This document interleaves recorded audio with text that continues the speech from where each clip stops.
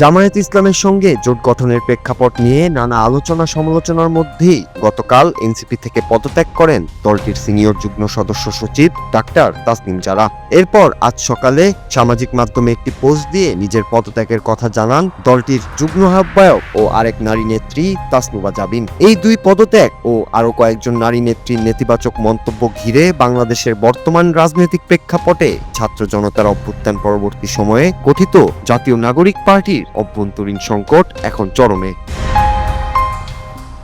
বিশেষ করে গত কয়েকদিনে জামায়াত ইসলামীর সঙ্গে সম্ভাব্য নির্বাচনী জোট গঠনকে কেন্দ্র করে দলটির নারী নেতৃত্বের পদত্যাগ এবং কেন্দ্রীয় নেতাদের চিঠিতে যে অসন্তোষ ফুটে উঠেছে তার দেশের রাজনীতিতে নতুন এক আলোচনার জন্ম দিয়েছে। এই সংকটের মূলে রয়েছে মূলত আদর্শিক সংঘাত এবং জামায়াতের সঙ্গে আসন সমঝোতার প্রচেষ্টা। পদত্যাগকারী নারী নেত্রী এবং বিক্ষুব্ধ নেতাদের দাবি যে জুলাই বিপ্লবের মাধ্যমে নতুন রাজনীতির স্বপ্ন দেখা হয়েছিল জামাতের মতো পুরনো এবং বিতর্কিত আদর্শের দলের সঙ্গে জোট করা সেই চেতনার পরিপন্থী। বিশেষ করে তাসনিম জারা সামাজিক মাধ্যমে স্পষ্ট করেছেন যে বর্তমান রাজনৈতিক বাস্তবতায় তিনি আর নির্দিষ্ট কোনো দল বা জোটের হয়ে নির্বাচন করতে আগ্রহী নন। এছাড়া নারী সদস্যদের উপর অনলাইনে চালানো চরিত্র হনন এবং দলের ভেতরে সিদ্ধান্ত গ্রহণের স্বচ্ছতার অভাব এই বিচ্ছেদকে আরো ত্বরান্বিত করছে।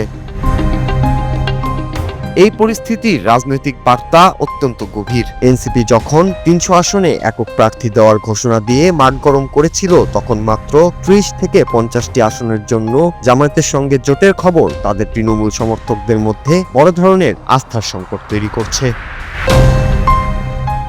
সবশেষে বলা যায় এনসিপির এই ভাঙন আসন্ন ত্রয়োদশ জাতীয় সংসদ নির্বাচনের সমীকরণ বদলে দিতে পারে। যদি দলের আহ্বায়ক নাহিদ ইসলাম এবং নেতৃত্ব এই সংকট নিরসনে ব্যর্থ হন তবে এনসিপি তার জাতীয় চরিত্র হারিয়ে একটি প্রান্তিক জোটে পরিণত হওয়ার ঝুঁকিতে পড়বে। নারী নেত্রীদের এই পদত্যাগ কেবল একটি সাংগঠনিক ঘটনা নয়, বরং এটি বাংলাদেশের উদীয়মান নতুন রাজনৈতিক শক্তিগুলোর জন্য একটি বড় সতর্কতা সংকেত, এমনটাই মনে করছেন বিশ্লেষকরা।